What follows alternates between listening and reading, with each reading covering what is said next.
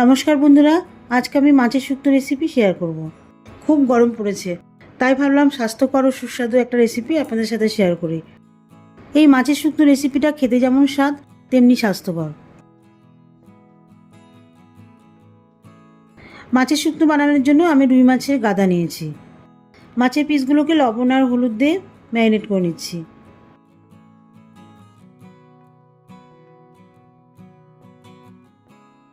রেসিপিটা রুই মাছের গাদার বদলে কাতলা মাছের গাদা, বাটা মাছ, পোনা মাছ এই ধরনের মাছ দিয়ে করতে পারেন। মাছগুলোকে ভালো করে লবণ হলুদ মাখিয়ে নিয়ে 10 মিনিট রেখে দেবো।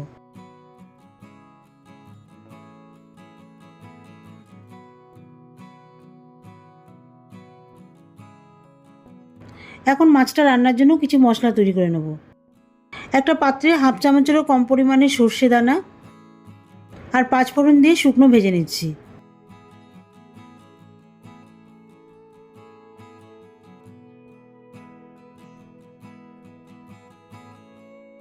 পাঁচ ফোড়ন আর সর্ষে থেকে খুব সুন্দর একটা ভাজা ভাজা গন্ধ বেরোলে গ্যাসটা অফ করে দিচ্ছি। এখন এই মশলাটা ঠান্ডা করে গুঁড়ো করে নেব। মাছটা ম্যারিনেশন করা 10 মিনিট হয়ে গেছে। এখন রান্নার জন্য কড়াইটা ওভেনে বসিয়ে দিচ্ছি। দিয়ে দিচ্ছি সর্ষের তেল।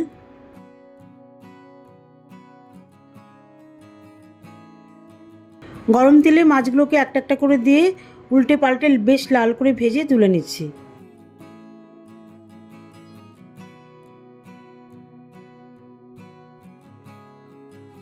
সবগুলো মাছ একবারে ভাজছি না, 3টে মাছ প্রথমে লাল করে ভেজে তুলে নিচ্ছি, পরে 2টো মাছ ভেজে তুলে নেব।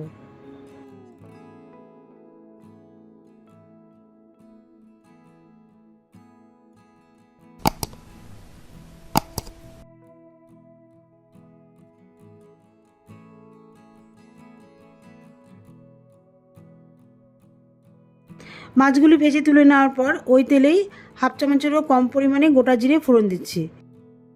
ফোড়নটা কয়েক সেকেন্ড মতো নাড়াচাড়া করে ভালো করে ভেজে নেব।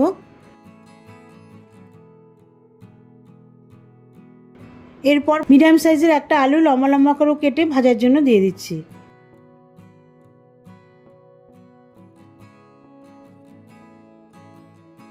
আলুগুলোকে হালকা ভেজে নিচ্ছি।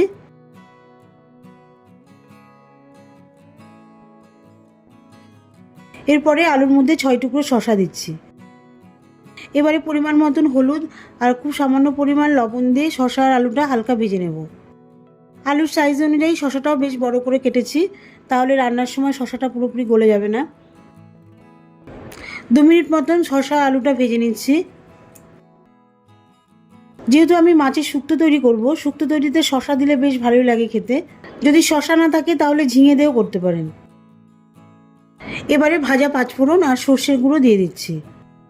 এই রান্নাতে 5 ফোড়ন আর সর্ষেটা অবশ্যই দেবেন, যেহেতু এটা শুক্তোতে 5 ফোড়ন আর সর্ষের ফ্লেভারটা দারুণ লাগে।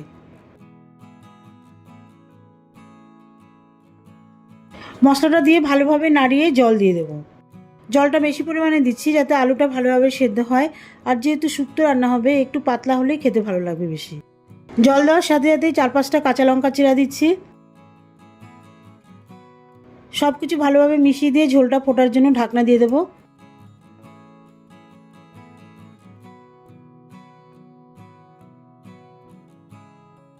তিন মিনিট পর ঢাকনাটা তুলে নিচ্ছি।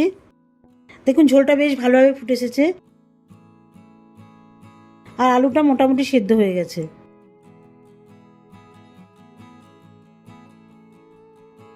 এখন ঝোলের মধ্যে একটা একটা করে ভাজা মাছ দিয়ে দিচ্ছি।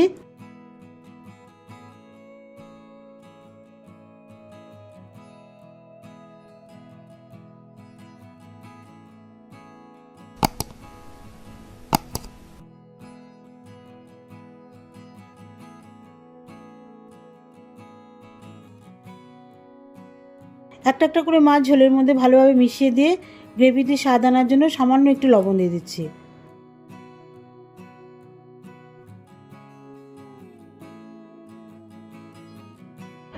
লবণটা ঝোলের মধ্যে ভালো করে মিশিয়ে দিয়ে আবারও ঢাকনা দিয়ে দেবো।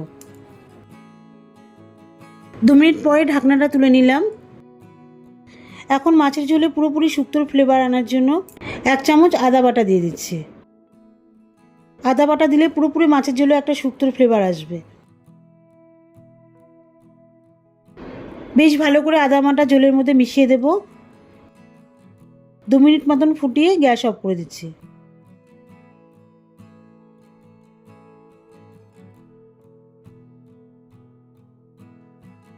মাছের শুক্তো পুরোপুরি কমপ্লিট। এবার সার্ভ করব। এই গরমে মাছের শুক্তো রান্না করে খাবেন ঠিক এইভাবে, মশলা ছাড়া। আশা করি ভালো লাগবে। স্বাস্থ্যকর ও সুস্বাদু রান্নাটা যদি ভালো লেগে থাকে তাহলে অবশ্যই আমার চ্যানেলটিকে লাইক, কমেন্ট ও সাবস্ক্রাইব করে আমার পাশে থাকবেন।